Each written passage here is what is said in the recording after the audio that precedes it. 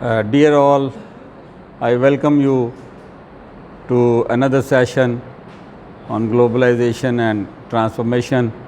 Today I am going to talk briefly about globalization, its impact on Islamic civilization, and the war of values. Globalization, as in one of my previous lectures I have discussed that globalization is another form of Americanization. Some of its important attributes are American hegemony throughout the world, coupled with the neoliberal free market economy and the emphasis of global north, leading global north powers on the principles of human rights, democracy, etc., etc.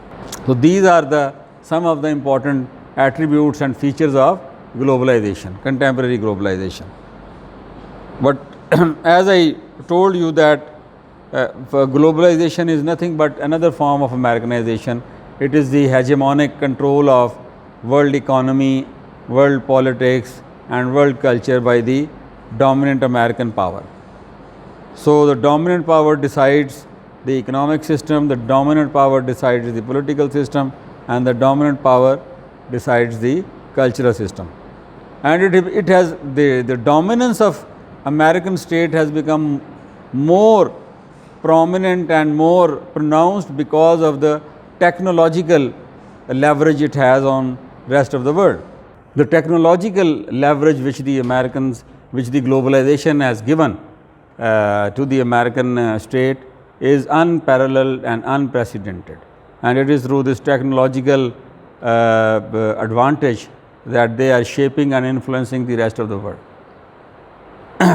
Now, on the contrary, if we look at the values, leading values of globalization, so we find that globalization is characterized by an excessive emphasis on materialism, materialistic values, materialistic consumptions, production of good and consumption, and production of culture and consumption. Everything is materialistic and materialistic oriented. Everything is assessed and valued and judged on the criteria of profit and loss, profit maximization and profit creation, and wealth maximization and wealth creation. Then this value is further reinforced through the concept of atheism and secularism. I mean, atheism means when you become materialistic, then you rely on your own willpower, on your own decision. You say simply the Western, mostly the American and the Western civilized hemisphere and the Western civilization, they think that there is no controlling power, there is no divine reality or spiritual reality controlling the affairs of the human beings. We ourselves are creating, and they deny the existence of that reality. Why they deny it? Because of the materialistic. It is because of the materialistic orientation of the Western civilization and the globalization. This naturally leads to secularism, denial of the importance of religion in public life. I mean, and that, as you know, began from the from French Revolution, from Enlightenment, and beyond that, it is rooted within the historical evolution of the Western civilization, and which has culminated in the form of American civilization at its epitome, at its peak, you see. And Americans, you know, they parade and they, you know, preach these values of materialism and values of atheism, values of secularism. Secularism is not just simply a political philosophy. It has ideological underpinnings and implications, and metaphysical underlinings and implications within the specific historico-cultural evolution of the Western civilization. So you have, if you want to understand it, you have to see it within the cultural and historical evolution of the Western civilization and Western societies. But now this value has been trumpeted and this value has been forced on the rest of the world. Then you have this concept of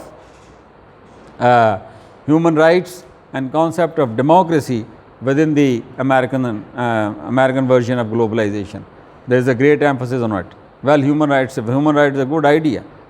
It's an idea about the human dignity and the freedom of a person and liberty. And the Islamic civilization also talks about freedom and liberty and the dignity of man, but in a different context.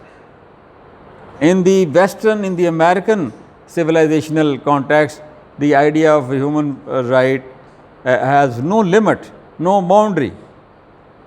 Anything can be human rights, as long as the Americans or the Western intellectuals and the power holders, they term it as a human right.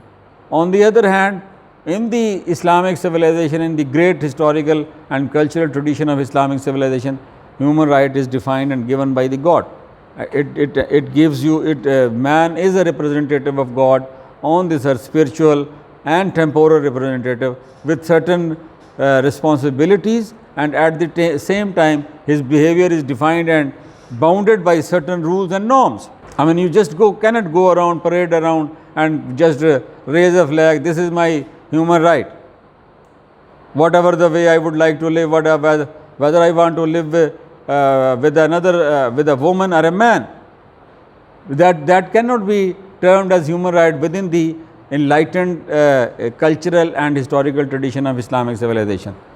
But on the other hand, in the American and Western civilizational experience, they have reached to a cultural point, I would say, because of their reliance on the materialistic and rationalistic outlook to the world, because they have denied Bible, they have denied the revelation, Christic revelation as a source of society, social ideal.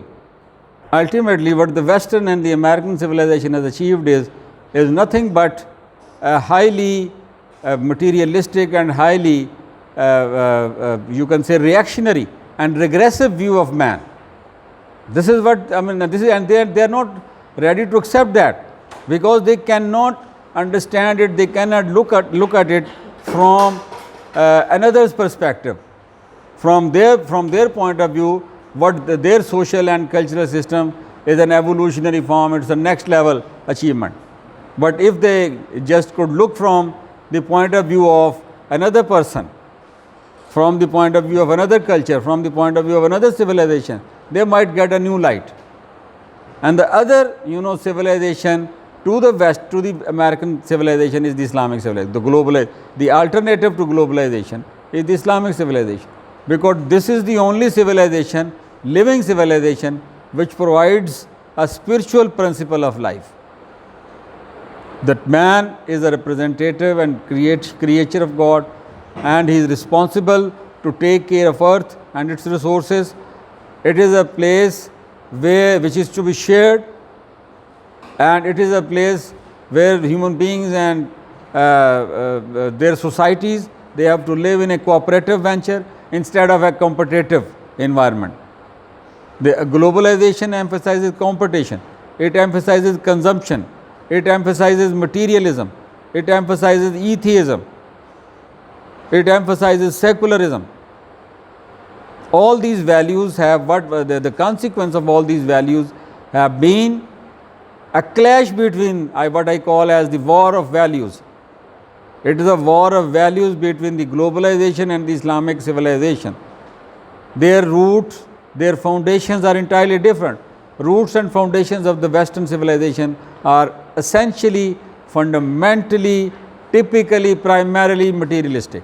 And now even they have moved to hyper-materialistic and hyper-realistic levels. But they remain within the domain of tangible. They remain within the domain of this worldly success, material success, monetary success, achieving power, sexual gratification, developing and designing new fashions, building high-rise structures. All emphasis is on the tangible, on the visible dimensions of human beings and human societies. While Islam, it creates a balance. It says, well, you can do business, you can go for the worldly success, you can create wealth, but within certain boundaries, within certain limits. within certain spiritual and revelatory principles.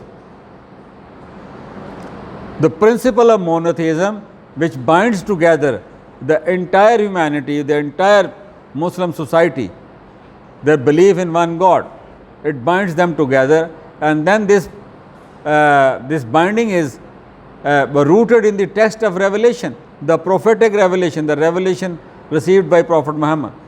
And then on the basis of that revelation, a brotherhood, spiritual brotherhood of Muslims is created universally, beyond space and time, all beyond all cultural, linguistic, racial, sexual and other discriminations and classifications.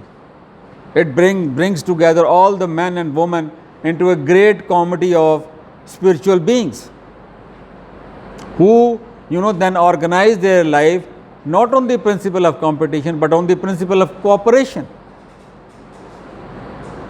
And this needs to be seen. The modern civilization, as represented by the West and the Americans, has reached to a tipping point where what you find is more depression, what you find more schizophrenia, what you find more breakdown of social system, family life, more economic and political chaos. This is what right now the world is witnessing. This is what right now is being witnessed in Ukraine. This is what right now is being witnessed in the Middle East, in Afghanistan. This is what right now is being witnessed in Taiwan, in South China Sea. The aggressive, materialistic Western civilization led by the Americans is threatening the world peace everywhere, in South China Sea, in Asia, in Africa, in Latin America. They don't let other people and other societies to live and organize their life on the basis of their own worldviews. And they seriously feel a threat from the Islamic civilization, because Islamic civilization right now is the only spiritual civilization. Even the Chinese and the Russians and even the Indians, a great bastion of the spiritual civilization, they have adopted and they are blindly following the materialistic, atheistic and secularistic values of the Western culture and the American culture and American civilization, the dominant power of the world. So, frankly speaking, I see the coming millennium is going to be a struggle between the essential moral and spiritual principle of Islamic civilization vis-a-vis the materialistic, atheistic and secular principle. No doubt the scientific inquiry and the spirit of scientific research dominates and permeates within the Western civilization. But no, even within the West, people have come to question the credibility of scientific innovations and interventions, and they are raising ethical questions on biological research, on stem cell research, on other genomic research on plants, on the animals and on the human beings. What is lacking within the collective unconsciousness of the Western civilization is their inability to see the limit of the human reason. They are not ready to accept that human reason has a limit, and we have to operate within the bounds and limits of the human reason and human intellect. So science and its endeavor is now being seriously questioned even within although science, its external manifestation in the form of technology is very dazzling and very powerful, but there has got to be a limitation. The way they are intervening and creating technologies which might overpower and overshadow the autonomy and freedom and existence of human being, and the way they are shattering the social system and the religious harmonies, centuries old religious and social harmonies of human civilization and human culture, the way it is being threatened through different kind of genetic and sexual illusions and aberrations within the West. So they have to realize that human social organization is based on certain biological principles which are universal, which are sacred and which are inviolable. And if any society deviates from those principles, the society is doomed, that society is bound to die and wither away and perish. And those who will follow those societies, the way it is happening. So, what West is trying to promote under the garb of human rights, under the garb of freedom, under the garb of democracy, they are trying to export their decadent cultural values to the rest of the cultural systems. And particularly the Islamic civilization is the focus and target of this war of values, because West feels threatens from the boundaries and the limits defined by the monotheistic principle and then defined by the prophetic revelation. The injunctions and the principles of the Prophet Muhammad, because Muhammad has given a way of life which conforms to the essential nature of human beings. That is a system based on the harmony of spiritual and material principle. Islam does not deny the importance and significance of materialistic and worldly success, but it keeps it within the limits and boundaries of the spiritual overarching principle and overarching structural dynamic of Islamic civilization is spiritual. And let me tell you that this millennium will be characterized with a dialectical struggle between the spiritual Islamic civilization and the materialistic, hyper-materialistic, hyper-consumeristic, hyper-realist, secularist, atheist, American and Western civilizational systems. So that's all for today. Thank you very much.